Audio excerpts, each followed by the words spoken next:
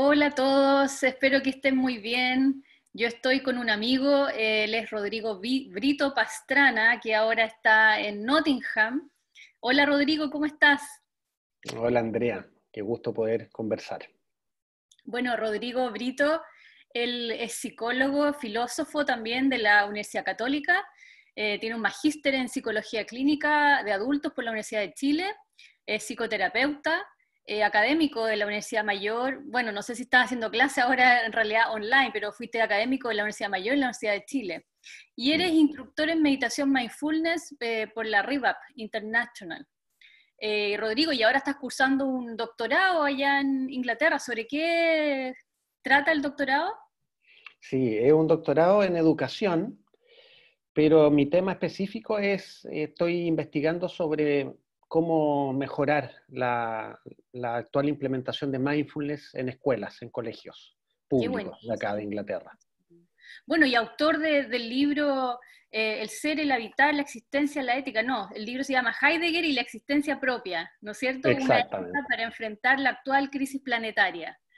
Qué sí. potente el título, porque parece que Heidegger ahora vuelve a la palestra muy actualizado y él vaticinó mucho de las cosas que en el fondo debiéramos empezar a incorporar ahora. Rodrigo, hablemos de los tiempos actuales. ¿Cómo ves esto que está pasando en la humanidad desde tu visión? Mm. Bueno, le he dado harta vuelta porque tuvimos la posibilidad hace unos meses atrás de armar un grupo online con distintas personas donde justamente el tema era pensar los tiempos actuales. Y nos juntábamos todas las semanas en base a algunos textos, en base a conversaciones que iban surgiendo, y se llegó a armar un grupo bien, bien interesante de gente conversando. Así que parte de lo que voy a decir, que te voy a comentar ahora, surgió en esas conversaciones. Yo tengo la idea de que el, digamos, si hubiera que ponerlo en términos simples, cuál es el gran problema de nuestros tiempos actuales, y la pandemia no sería más que un síntoma de eso, es que estamos en una cultura básicamente antropocéntrica. Yo te diría que esa es la palabra clave para entender un montón de fenómenos que están ocurriendo y que van a seguir ocurriendo o que se van a intensificar en el tiempo. Y el tema del antropocentrismo, que como tú mencionabas recién a Heidegger, Heidegger también lo diagnosticó de otro modo, él lo planteó como época técnica, ¿no? Él plantea que la modernidad es una época donde la mentalidad técnica predomina, y la mentalidad técnica es una mentalidad que pone al ser humano en el centro de todo el quehacer, incluso en el centro de la naturaleza. Y eso significa que todo lo que hacemos los seres humanos eh, tiene como propósito fundamental asegurarle eh, el bienestar en un sentido no espiritual, sino que el bienestar material a nosotros, a los seres humanos. Y eso en detrimento, por supuesto, del medio ambiente, eso en detrimento de un montón de cosas, digamos, de mayor justicia social, porque es bien paradojal, porque en el fondo, persiguiendo el bienestar humano, lo que termina siendo la mentalidad antropocéntrica es ponernos en jaque, sobre todo en jaque con la naturaleza.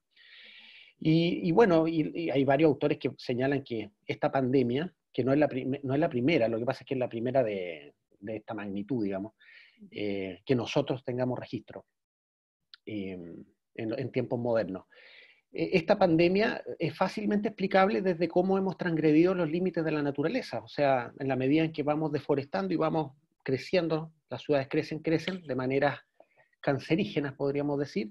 Lo que empieza a pasar es que nos empezamos a encontrar con animales con los que no nos encontrábamos y por tanto con microorganismos con los que no nos encontramos.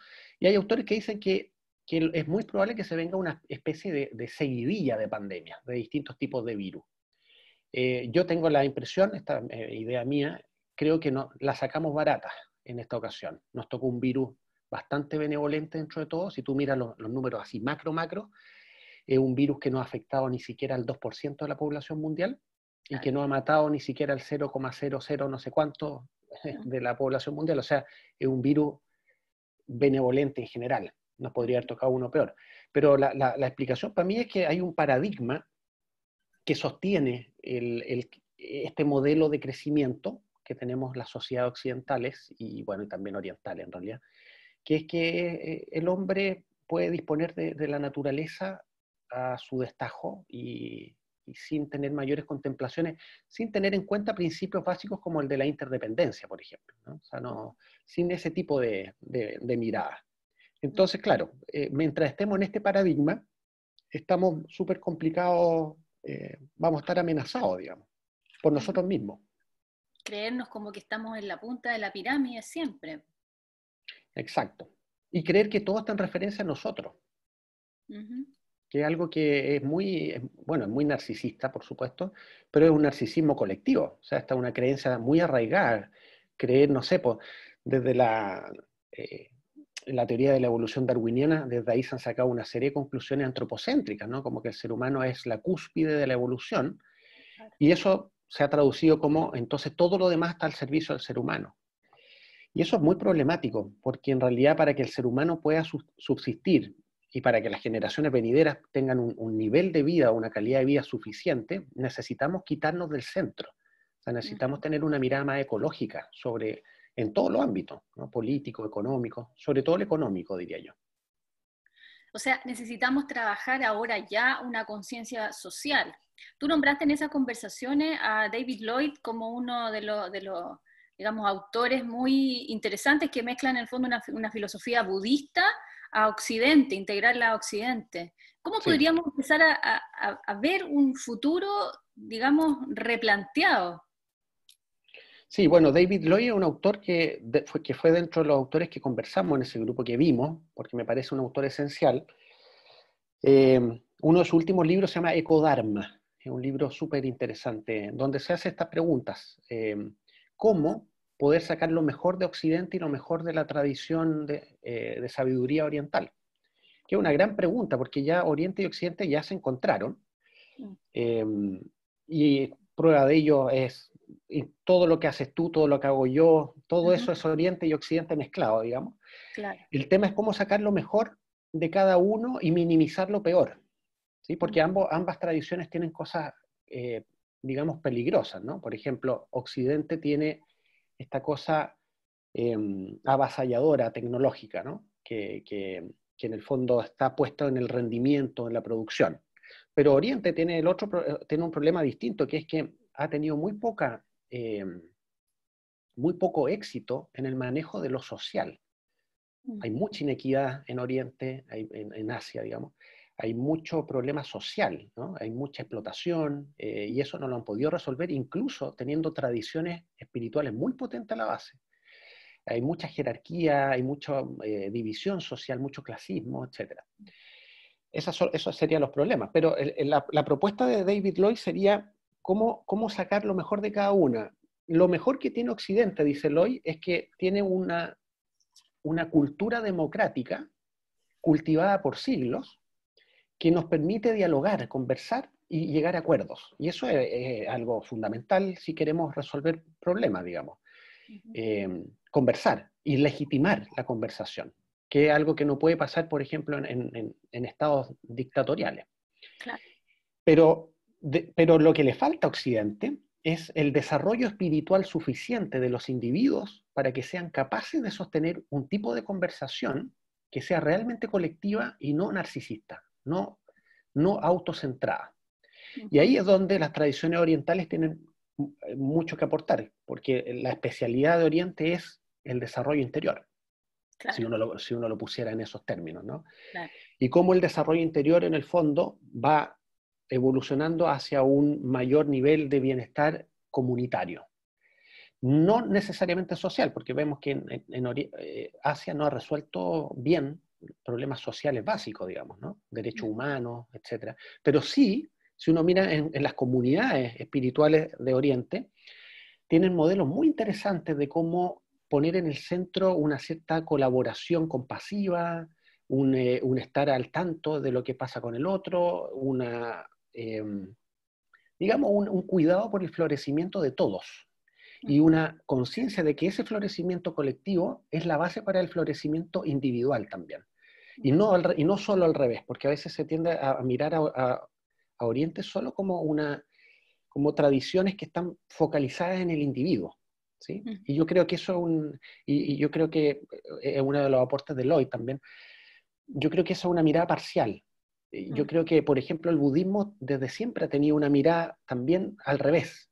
Darse cuenta de que si no estamos en un sistema social suficientemente despierto y compasivo, el individuo tampoco puede florecer ahí. Entonces es como un juego de las dos cosas, ¿no? Y Y al eso revés, sería... ¿esto podría ocurrir desde el individuo que en el fondo los aspectos sociales puedan despertar? O sea, cada uno, digamos. Bueno, esa es un temor, ¿no? Porque el viejo tema del huevo o la gallina, ¿no? ¿De dónde parte el cambio?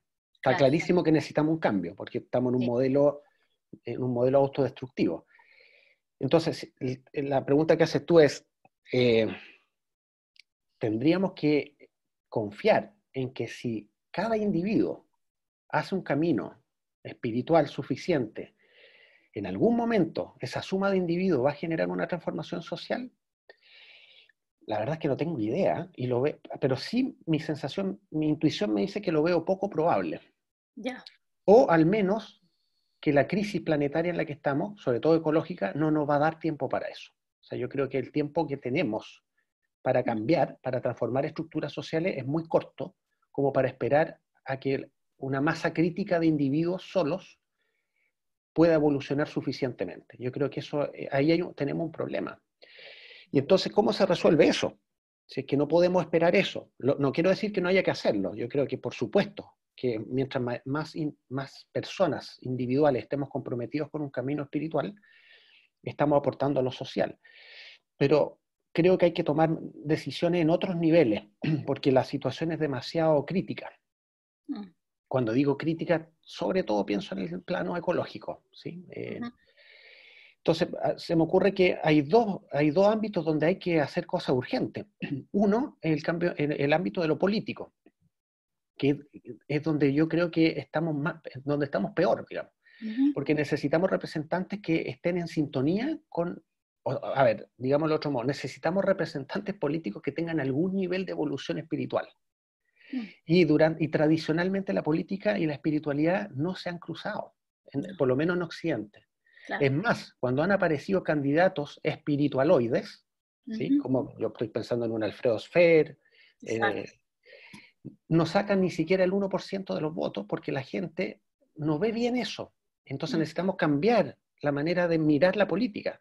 No necesitamos más tecnócratas en la política. Los tecnócratas no tienen así, no nos tienen en un gran problema. Necesitamos abrirnos la posibilidad de elegir individuos que nos representen, pero que tengan algún nivel de conciencia mayor o algún nivel de desarrollo espiritual. Entonces, por ahí yo creo que hay que tenemos responsabilidades, por ejemplo, votando, que eso es lo básico de lo básico, pero también proponiendo, participando. Viendo el mensaje de Lloyd, conversabas tú en ese conversatorio sobre la aplicación del budismo en esta crisis global, la mirada del budismo, y hablaba de las 4 verdades. ¿Cuáles son esas 4 verdades que podrían ser aplicadas en esta mirada más política? Sí, bueno, las 4 nobles verdades del budismo que se aplican inicialmente eh, son, a ver, las 4 nobles verdades son una especie de ontología que tiene el budismo, ¿sí? Una visión de la realidad, y al mismo tiempo son una psicología. Mm. Son esas dos cosas. Loy le incorpora, hace una interpretación que además incorpora lo social. Entonces aplica esas 4 nobles verdades a lo social. Entonces la primera noble verdad dice que existe el sufrimiento, ¿cierto? Que es simplemente una constatación. Es decir, eh, lo real conlleva sufrimiento. Y el sufrimiento tiene dos formas básicas para el budismo. Hay un sufrimiento evitable y uno inevitable. El inevitable tiene que ver con que vivir implica tener cierto tipo de dolores y frustraciones, ¿no? Envejecer, ver cómo se mueren los seres queridos, perder seres queridos, morirnos nosotros mismos, enfermarnos. Todo eso es inevitable. Pero existe un sufrimiento evitable, que es el sufrimiento de la actitud que yo adopto frente a ese otro sufrimiento, ¿sí? Eso quiere decir, cómo me tomo el hecho de que la vida sea así? ¿Me la tomo con tragedia y con queja? O lo acepto y a partir de esa aceptación construyo un modo de estar en el mundo mucho más lúcido y más despierto. Siempre tenemos esas dos posibilidades. Y a eso apunta la primera noble verdad del budismo. A mirar que tenemos esas dos posibilidades, esas dos grandes posibilidades. La segunda noble verdad... Llevado a una mirada social, ¿cómo podría ver esto de la constatación del sufrimiento? Bueno, simplemente constatar de que las instituciones sociales que hemos creado son en sí mismas generadoras de sufrimiento. Por ejemplo, el sistema neoliberal, capitalista neoliberal, que se ha ido conformando en las últimas 4 o 5 décadas, lo que vemos, la evidencia que muestra por todos lados este sistema económico es que es tremendamente generador de desigualdad, de explotación, Sí. Y de condiciones de vida súper penca, digámoslo en términos súper coloquiales. Es decir, si bien genera mayor riqueza material, genera mucha pobreza espiritual y genera mucho estrés, que es uno de los grandes temas de nuestra época. O sea, es un sistema hecho para estresarnos, digamos. Y fomenta la insatisfacción. ¿Entendés? Que nunca estoy... Además engancha con ese motor de la existencia humana que es ese deseo insaciable de siempre querer más, y que este sistema lo que hace es alimentar precisamente ese tipo de deseos venenosos, ¿no? Que el budismo le llama, lo entiende como tóxico, ¿no? Como un tipo de deseo tóxico. No todos los deseos son tóxicos, pero ese tipo de deseo insaciable lo es porque genera insatisfacción. Entonces, claramente, nuestras instituciones parecen fallar, porque en el sentido de que generan un sufrimiento que podríamos evitar si tuviéramos otro tipo de instituciones. Si tuviéramos otro sistema económico, seguro que generaríamos menos desigualdad, tendríamos menos presión por el rendimiento y estaríamos mucho más orientados a la autorrealización y a la realización colectiva. Claro. Y sustentable, además. Y no lo tenemos todavía. O sea, hay mucho por hacer en ese, si uno mira desde esta perspectiva, desde este diagnóstico, uno mira el problema social del mundo actual, estamos errando el camino, estamos alimentando justo los aspectos nuestros que son más negativos y tóxicos. Bien, entonces, la primera sería noble verdad, la constatación del sufrimiento. ¿Y la Exacto. segunda, cuál sería? Bueno, súper ligada a esa es que el sufrimiento tiene una causa. Ya. ¿Sí? En eso Buda operó como un psicoterapeuta, ¿no? O como un médico. O sea, pensó así muy claro, hay sufrimiento, hay distintos tipos de sufrimiento, y este sufrimiento particular que es evitable y que es indeseable, o sea, del cual podríamos al menos aliviarlo, no digo salir de él, pero al menos aliviarlo un poco, eso tiene una causa clarísima. ¿Y qué es lo que estábamos hablando recién? La causa del sufrimiento es el deseo insaciable, es la sed de querer más. Más cosas, más experiencias, más de todo. En nuestra cultura materialista lo que queremos son cosas. Entonces vivimos llenos de fantasías del tipo de si tuviera un auto mejor, me sentiría mejor. O si pudiera cambiar la casa por una más grande o en un mejor lugar, ahí sí que sería más feliz. Y estamos llenos de ese tipo en el imaginario colectivo de las personas medias, digamos, del individuo medio, estamos llenos de este tipo de anhelos, ¿no? De anhelos insaciables de querer más. Y eso es causa de mucho sufrimiento, de ansiedad, de insatisfacción, de frustración, de comparación, de arribismos de todo tipo, y de mucha competencia. Entonces ahí tenemos la segunda noble verdad aplicada también a lo social, ¿no? O sea, en lo social esto se transforma en una especie de... La gran causa social sería el que tenemos instituciones que alimentan esta insaciabilidad, y no solo la alimentan, sino que se nutren de ella. Claro, ¿Sí? conviene que el individuo sienta esa sed. Muy funcional. Todo el sistema económico actual depende de que sigamos deseando más cosas. Si dejáramos de desear cosas, o si solo deseáramos lo que necesitamos, eso sería como un jaque, y probablemente un jaque mate al sistema. Claro. No se podría sustentar este sistema sin un deseo insaciable. Buenísimo. La tercera noble verdad tiene que ver con que, siguiendo esta lógica terapéutica, ¿no? El budismo dice que hay caminos para salir. O sea, es posible salir de este sufrimiento y de estas causas, ¿sí? O sea, constata que hay cura. Es como, ya, tenemos La un buena virus, noticia. esa es la buena noticia, porque hasta acá podría parecer bastante sombría el diagnóstico budista, pero no lo es. Porque en el fondo el interés que tienen las tradiciones contemplativas no es simplemente constatar el dolor, sino que es cómo superarlo, de algún modo. Entonces la tercera noble verdad es la buena nueva, ¿no? Es posible superar el sufrimiento. Digo, el sufrimiento evitable. No puedo evitar envejecer, y no puedo evitar morir, y no puedo evitar enfermar. Cuando dice es posible, significa que es una opción. Tú puedes optar. Exacto.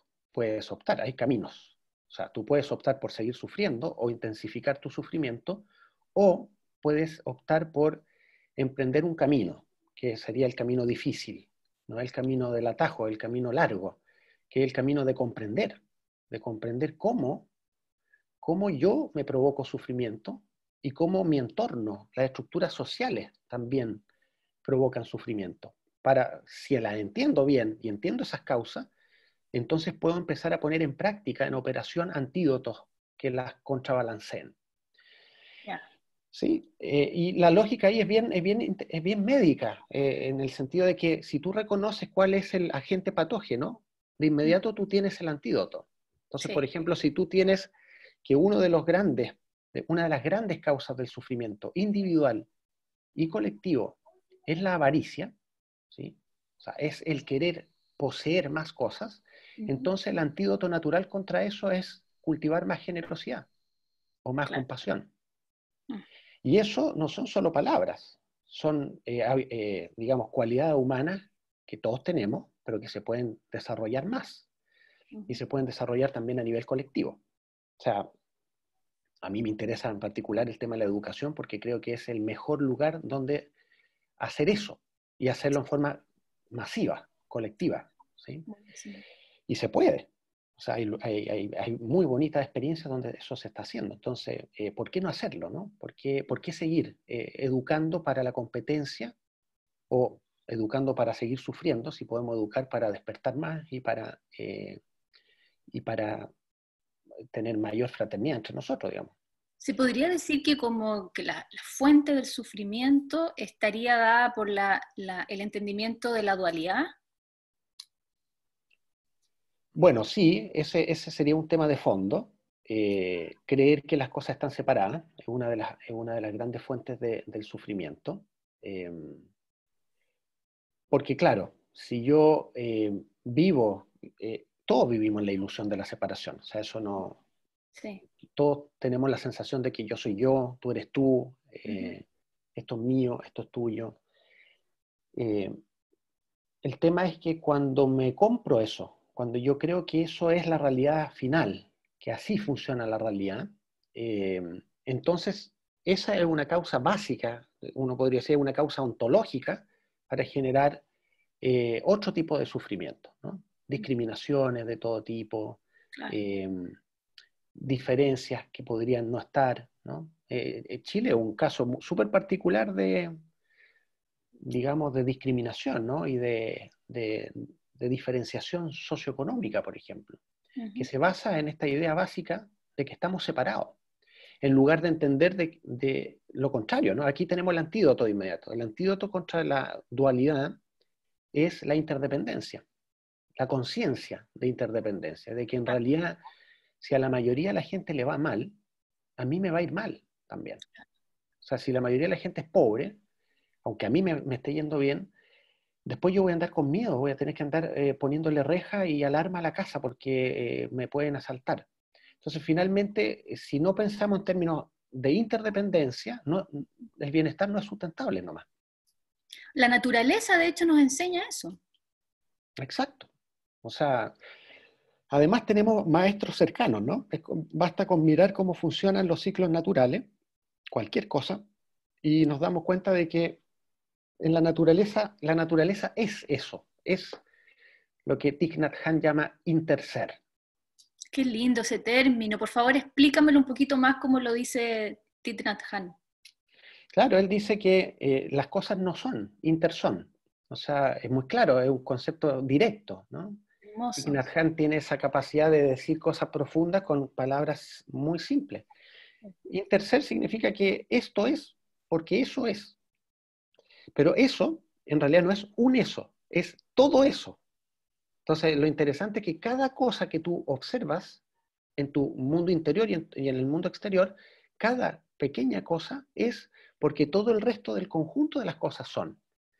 Entonces, no sé, pues basta con mirar ahora que está empezando va a empezar la primavera en Chile, ¿no?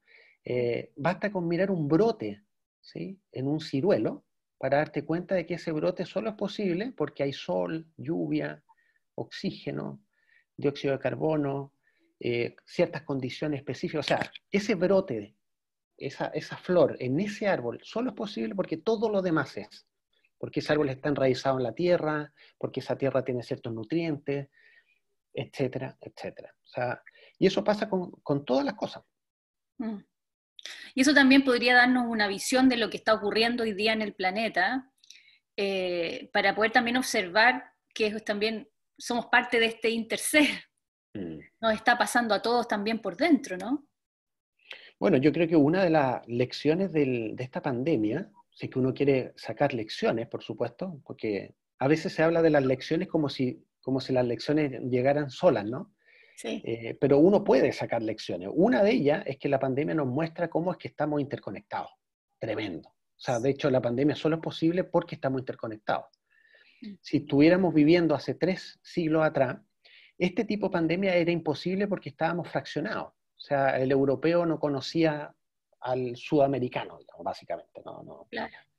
Hoy día te pegas el virus en cualquier país y lo llevaste en 10 horas ya está en otro, y así. Entonces la interconexión hace posible la pandemia, pero la interconexión también hace posible salir de ella. O sea, ahora se está trabajando en la vacuna, y yo tengo entendido que hay al menos algunas instituciones que lo están haciendo de forma colaborativa. Es mucho mejor colaborar que competir. Sí, Ganamos todo absolutamente. Y ahí de nuevo, la interdependencia se pone ahora al servicio claro, de resolver el problema que también la interdependencia genera. claro. Entonces, no nos podemos arrancar de la interdependencia. Lo importante es comprenderla y ver cómo la podemos poner al servicio de un florecimiento humano colectivo. Ujú. En este entendimiento de la tercera noble verdad, ¿no? Que estábamos en que es posible superar el sufrimiento. Mm. El budismo habla de que hay 3 venenos, ¿no? Que Mm. son importantes y para eso hay 3 antídotos. Tú nombraste uno que tenía que ver con la generosidad, que sanaba la ambición o la avidez, ¿no? Mm. ¿Cuáles son los otros?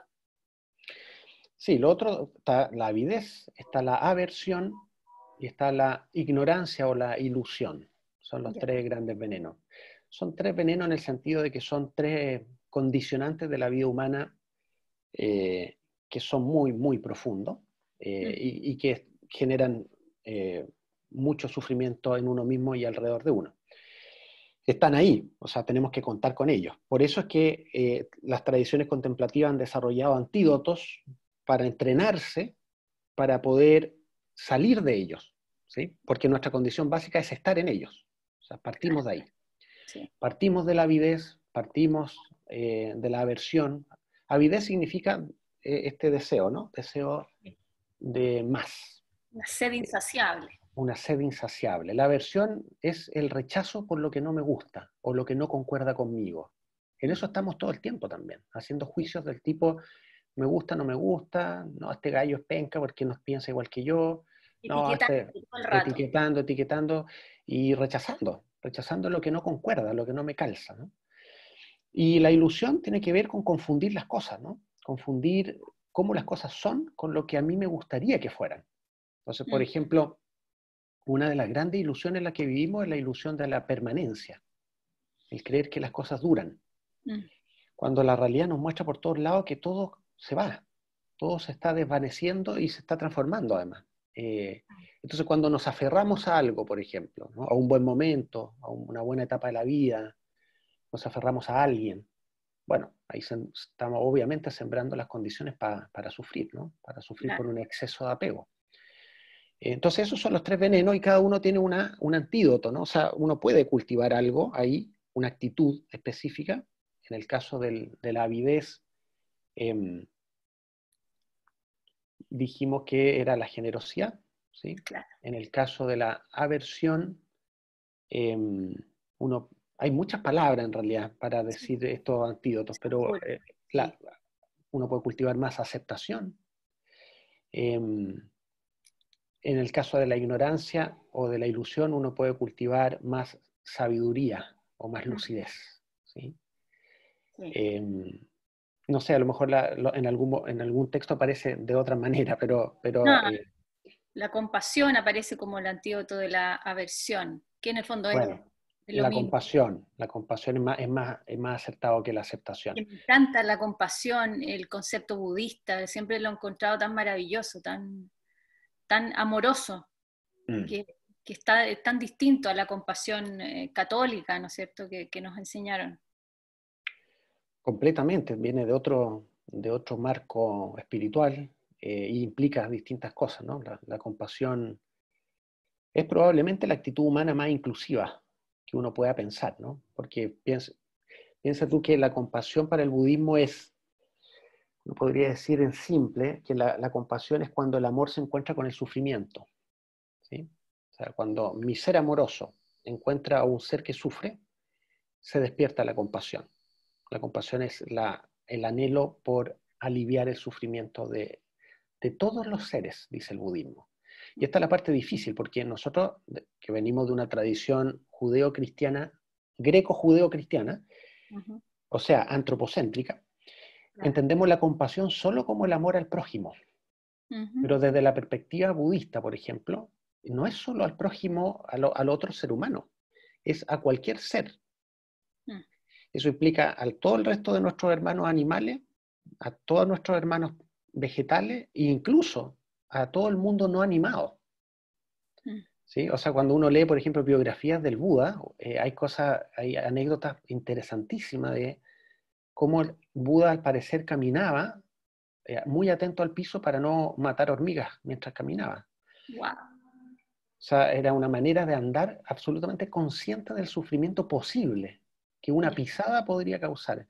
Claro, no podemos vivir así todos porque, digamos, no somos monjes, partamos y no vivimos en un monasterio. Pero para ilustrar simplemente el punto, es compasión por todo lo que me rodea y no solo por los seres humanos. Así que Mm. es como ampliar el círculo de mi familia Eso hacia. también involucra un sentimiento de unidad, porque en el fondo me pongo en el lugar del otro, yo también soy el otro. Exacto. O sea, la compasión es mucho más que la empatía en ese sentido, ¿sí? Claro. La empatía es resonar con el otro, pero la compasión es no solo resueno, sino que me hago cargo de que yo tengo un rol que jugar para disminuir el sufrimiento o mitigarlo tanto como me sea posible.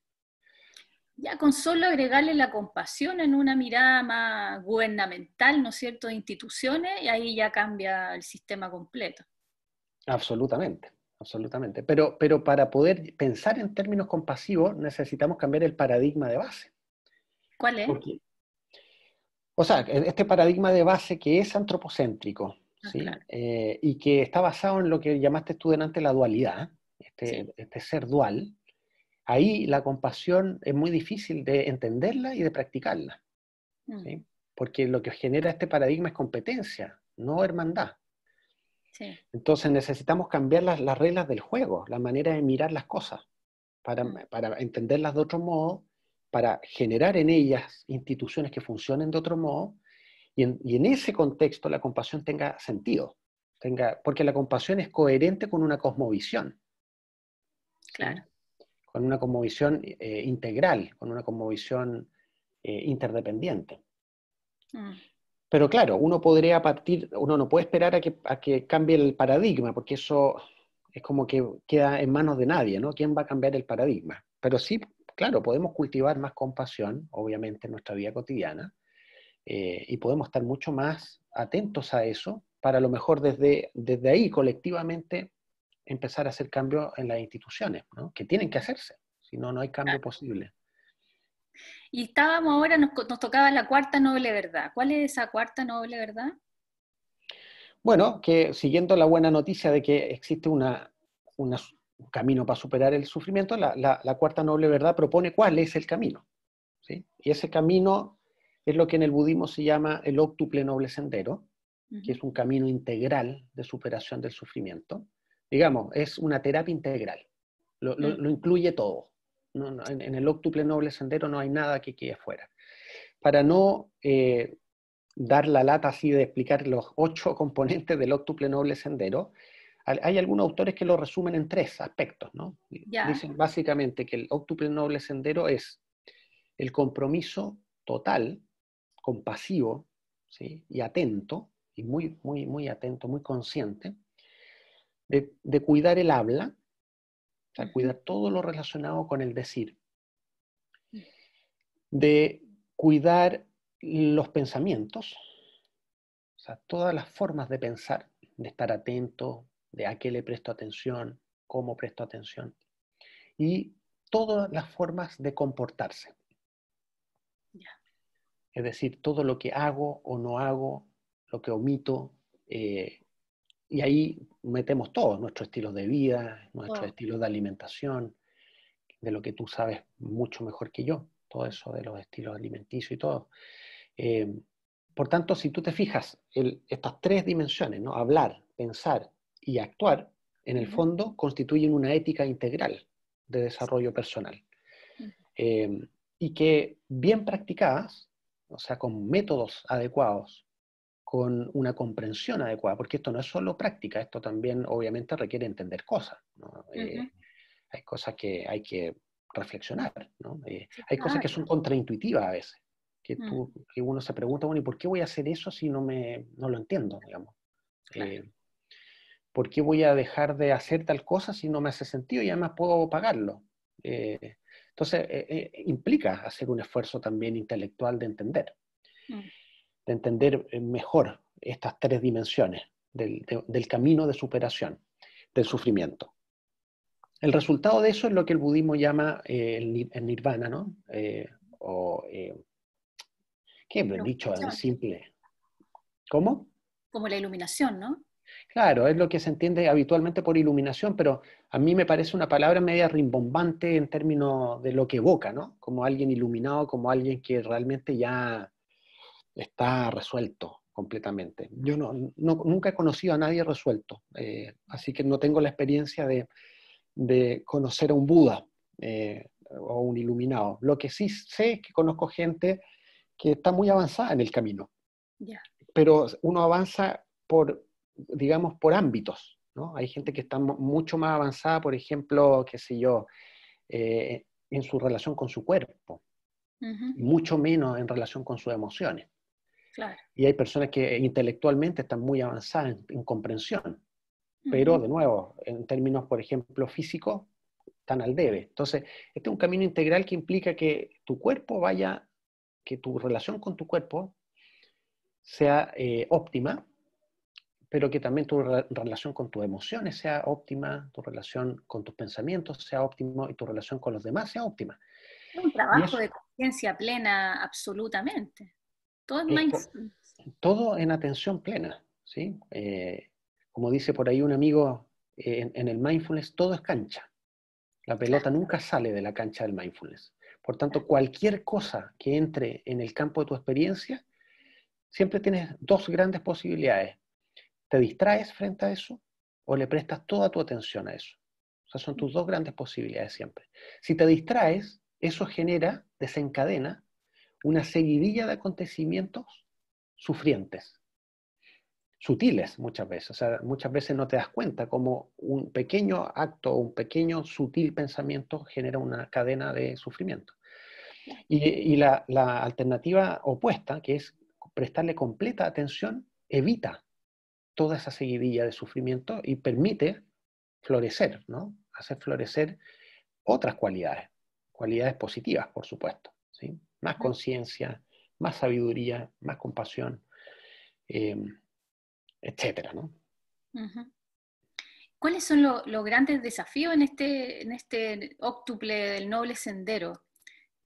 Digamos, el mindfulness, claro, es un trabajo de segundo a segundo, aquí y ahora, todo el rato. ¿Cuáles son los desafíos, otros desafíos que puedes encontrarte ahí? ¿Desafío en qué sentido, Andrea? Para poder entender bien el... En un minuto hablaste sobre el no confundir el deseo con la necesidad, ¿ya? También hay una mirada también de no irse de un lado hacia otro, no caer en el ascetismo, convertirme en un monje, pero Mm, tampoco caer en... Siempre hay un equilibrio, en el fondo tú dices, ya, estoy enamorado de mi pareja, pero tampoco hay un apego tan profundo porque en el fondo tiene que haber una línea media. Como sí, siempre exacto. Bueno, rectificando. ese es precisamente ese es el gran desafío de cualquier camino espiritual, creo yo, que en el budismo se llama eso camino del medio, pero piensa que no solo el budismo lo llama así, Aristóteles, sin ser un personaje particularmente espiritual, Aristóteles hablaba del justo medio, como, como lo distintivo del hombre prudente. Ujú, Para Aristóteles la prudencia era la mayor de las virtudes, digamos. Entonces, si alguien quiere llevar una vida sabia y compasiva, o digámoslo en términos simples, una vida feliz y plena, algo tenemos que hacer y algo tenemos que comprender respecto de qué significa estar en un justo medio, en un balance o en un equilibrio. Porque tendemos a desbalancearnos, obvio. Todo el tiempo estamos lidiando con algún tipo de desbalance. ¿Sí? Pero hacerse esta pregunta y averiguar, ¿no? Digamos, investigar respecto de los caminos posibles para lograr estos balances, o más bien para transitar hacia estos balances, ya es relevante porque vivimos en una cultura muy desbalanceada. ¿Sí? O sea, nuestro modo por defecto ya está desbalanceado, ¿no? Por ejemplo, estamos desbalanceados hacia el materialismo y no hacia lo espiritual. Entonces aquí ya tenemos un desbalance que tenemos que rectificar de algún modo. Eso implica cosas súper concretas. mm, Tú nombraste una distinción relevante. La primera cosa que tenemos que hacer ahí es dejar de confundir deseo con necesidad, mm, si queremos salir del materialismo acérrimo en el que estamos. Si yo creo que cada deseo que tengo es una necesidad, entonces estoy frito. O sea, me tengo que esclavizar al trabajo y a la tarjeta de crédito para tener más cosas, porque estamos deseando cosas todo el tiempo. mm, ¿Sí? O sea, incluso en el mundo espiritual deseamos cosas. mm. Ah, pucha, no soy suficientemente compasivo, debiera ser más compasivo. O no practico la suficientemente cantidad de horas, debiera practicar más. Entonces entro de nuevo en una lucha conmigo mismo por Mm, más, sí. si es que estoy desbalanceado. ¿Sí? Y el desbalanceo nos agarra a todos, digamos, si nadie está libre de ese desbalance.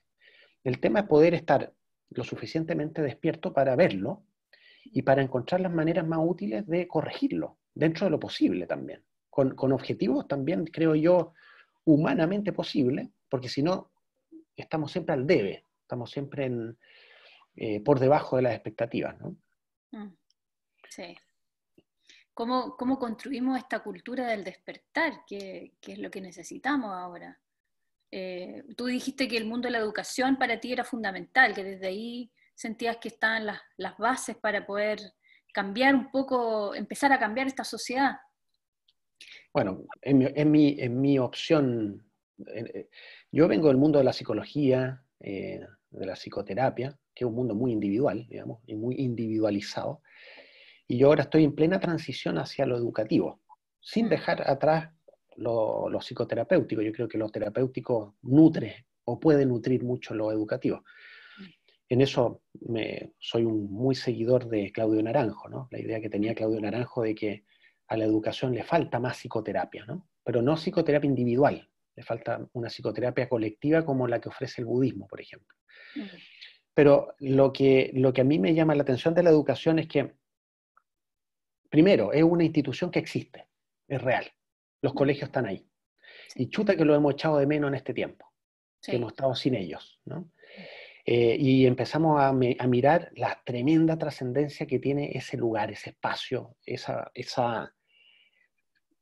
invención humana que llamamos colegio y que llamamos educación. Pero yo creo que la subutilizamos. O sea, está absolutamente subutilizada. No puede ser que los niños pasen ahí 30 horas a la semana o más, depende del país, y que esas 30 horas no le contribuyan a ser mejores seres humanos, sino Exacto. que les contribuye a llenarles la cabeza de más cosas. Entonces, a mí me parece que incluso ya entrado el siglo XXI, todavía no hemos rectificado esto. Claro. Y eso que autores, no faltan autores. Hay muchos autores que han dado su mirada sobre la educación, que tienen buenos diagnósticos, tienen buenas propuestas, y por alguna razón, que yo tiendo a pensar que tiene que ver con intereses más bien económicos, Claro. a la base, no queremos introducir cambios profundos. Entonces yo a lo que estoy abocado ahora es justamente a poner en diálogo, el diálogo ya existe, no lo estoy poniendo, digamos, el diálogo que ya existe entre mindfulness y educación escolar, que es un diálogo súper interesante que está ocurriendo. Yo creo que sigue siendo un diálogo muy instrumentalizado. O sea, mindfulness, por ejemplo, hoy día, te estoy poniendo el caso de acá de Inglaterra, pero es lo mismo pasa en todas partes, en la mayoría de las partes.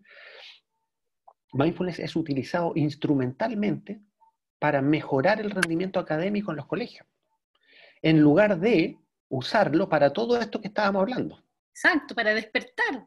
Para despertar, y para despertar cualidades que los niños tienen.